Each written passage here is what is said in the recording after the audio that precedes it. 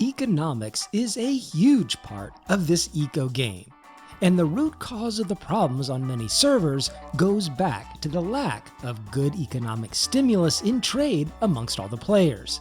So I'm going to go over some of the things you can do as a player or administrator to improve your economics.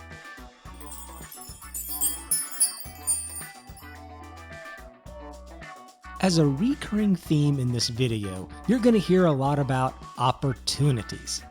Ask not what your country can do for you. Ask what you can do for your country. And these economic strategies are best suited for long-running servers where the players are not trying to race to destroy a meteor, but instead are creating amazing cities and building an economic infrastructure with lots and lots of projects for everyone to enjoy. I'll have a link in the description of this video about different types of servers, long-running ones, competition servers, and selecting the right kind of server to suit your playstyle. I'm also going to throw out a little caveat right here at the beginning and say this is not a complete list of all the things you can do to improve your economics.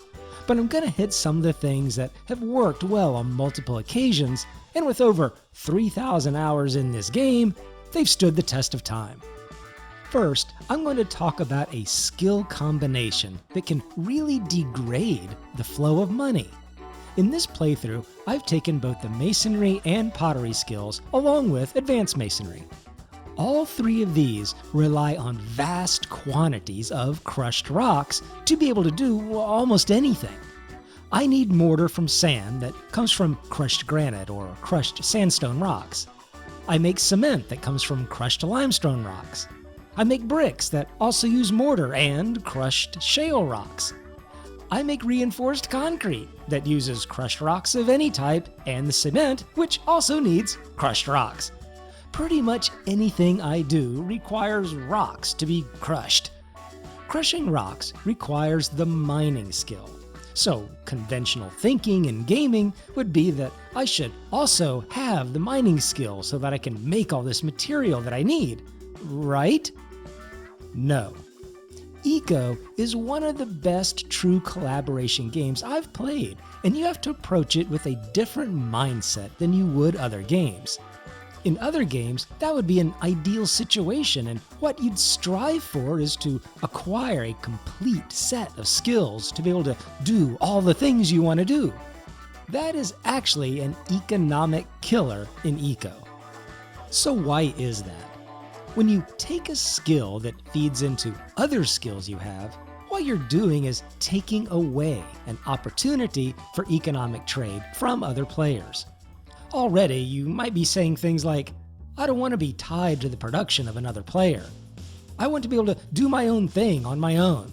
Or, that's going to cost me more money to make the things when I have to buy them from other players. Those are all actually true statements.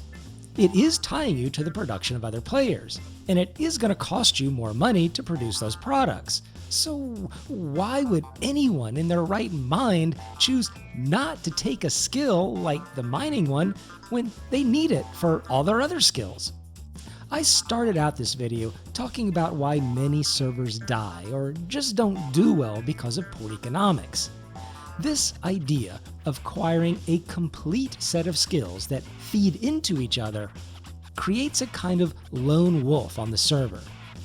That person doesn't need to buy anything from anyone else. And by that same token, if everyone is playing as a lone wolf, then no one needs to buy your things either. This is effectively the economic killer. You've taken away a huge part of Eco's gameplay in the area of economics. You've also made all the government aspects of the game largely irrelevant as well, because much of the government gameplay also has to do with economics. It's the creating of taxes, government build projects, stimulus packages, and all sorts of things like that become irrelevant. For any game, there needs to be a reason to play, some sort of advancement or purpose. And producing products to fulfill various needs in Eco constantly drives a player into having a purpose to produce the next thing, create more of something that's needed, and become part of that eco-world cycle of things. It's one aspect that sets Eco apart from being a simple craft or builder game like Minecraft. In Eco, you can actually become part of an economic and ecological cycle. And it's a lot more interesting and fun when you're passing people's trucks, zipping up and down the highway, carrying their goods back and forth, or when people are all contributing materials to the construction of some government-funded power plant. There's always the next project, always the next thing to do, which is what makes Eco so super addictive.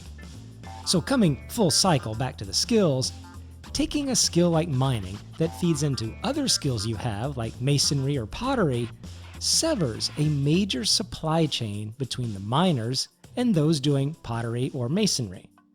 You can see why people would leave a server within the first week if they took up mining as their skill, but no one wanted to buy their product because everyone that needed the mining material was already doing it themselves. They couldn't sell what they produced, and therefore had no money to buy other things that they needed. Essentially, their game was blocked from any progression. There's no purpose. That is the death of a server. So try to choose skills that open opportunities for other players rather than ones that satisfy your own demands. The skill thing was a big one, but with that out of the way, let's talk about some other less obvious ones that also open opportunities.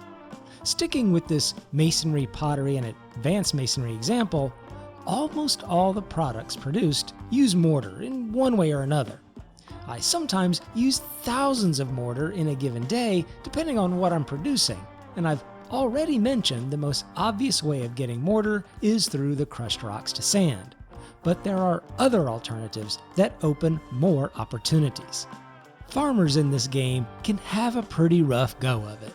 Yes, everyone needs food continuously throughout the game, and that comes from the raw veggies grown by the farmers, but it's still a tough skill to make a living on.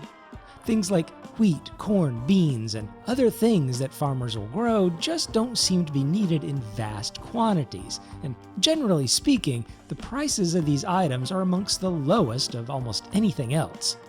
Fairly regularly, I see cooks and farmers struggling with having a good flow of money purely from those skills.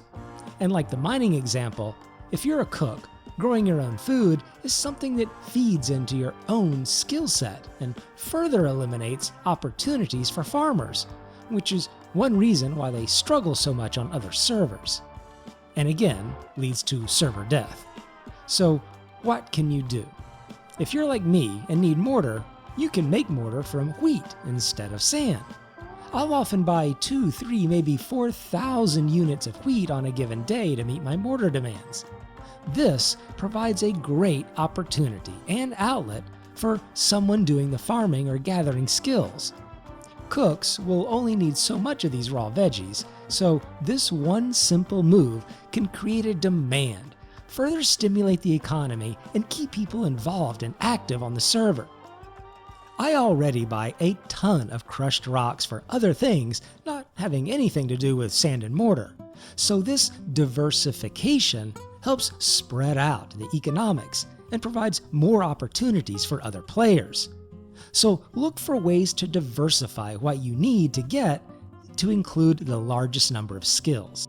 Which leads me to my last tip for economic stimulus. When it comes to buying and selling, the focus most often falls on the products you're selling and what those prices are. That is actually not the most important of the two. You should focus a little bit more on what you're buying and what that price is. The price you should sell your goods at is fairly straightforward. You add up what the cost is of all your materials to make your product, and bam, you've got your base price and where you can tack on a little bit of profit. But what about the things you're buying? The price you set for the things you need to buy also may go against a bit of common logic. You want to buy your goods at a price that's slightly higher than what other people are selling it at. Yes, paying a little bit more is a great economic strategy for the overall health of the server and for your own profits as well. Put aside logic. Do what feels right. Here's how it works. When you buy something at a slightly higher price than what someone else is selling it at, it provides another opportunity for a player to make a little bit of profit simply by transporting goods from one person to another. I've seen new players come into a server that's been well established for a couple of months and do really well to get themselves established by doing this very simple cargo hauling on the server. They immediately have a purpose, feel like they're contributing and not just left behind, while making some initial bankroll for themselves. Even established players will often engage in this transportation activity when they need a few extra funds. It also helps keep products moving. From your own perspective, there's an incentive to take your goods to another player that's paying a little bit more, rather than sitting back and waiting for them to come to you to purchase them. When your store is buying things at a slightly higher price, others will do the same. You'll always be fed with a constant supply of materials, and depending on how much you're willing to pay, you can become the go-to person on the server that everyone is scrambling to sell their goods. More raw materials in your pocket means you can produce more goods to sell. And it doesn't matter too much whether you're buying an item that's in high demand or whether it's something people have in surplus. If it's something in high demand, then it obviously benefits you to be the first person they're going to want to sell it to. If it's something that always seems to be in surplus and that people want to get rid of, let's say sandstone, then taking in high volumes of this excess may allow you to offer the best selling prices on the market because you're now getting your profits on high volumes rather than high markup. There's a guy on this server that has probably purchased well over 100,000 units of sandstone. And what he's done is turn a lot of that product into crushed rocks for guys like me to buy, and cheap roads for everyone else. What's even more strange about this is that he's a miner. He's actually at a very high proficiency for being able to dig up these rocks himself. And he lives in the desert, which is inundated with sandstone. It's another thing like the skills that just doesn't make sense. But for some reason in Eco, it works. He may have bought 100,000 or more units of sandstone, but he's sold even more thousands of crushed rocks, which in turn has produced tons of bricks and cement and all sorts of things for the server. When you provide a lot of opportunities for other players to make money, they will in turn feel more at ease spending money, and some of that may be on your products, particularly if you're the one they just sold the materials to. All of these tips evolve around that theme of creating opportunities for others, which in turn helps you by making the server you play on more active, making the movement and flow of money more dynamic, and really just creating the best experience. There's been a lot of movement on my own gameplay since the last video. New structures being created, new government programs in place, and a whole bunch of other things I'll have to catch you up on. But I wanted to take a sidestep into some of these economic fundamentals because it's such an important part of having a great eco playthrough. You can join this DadSpeed server at the link in the description. Don't forget to like and subscribe if you want to follow the playthrough, get more of this kind of information, and I'll be talking to you later.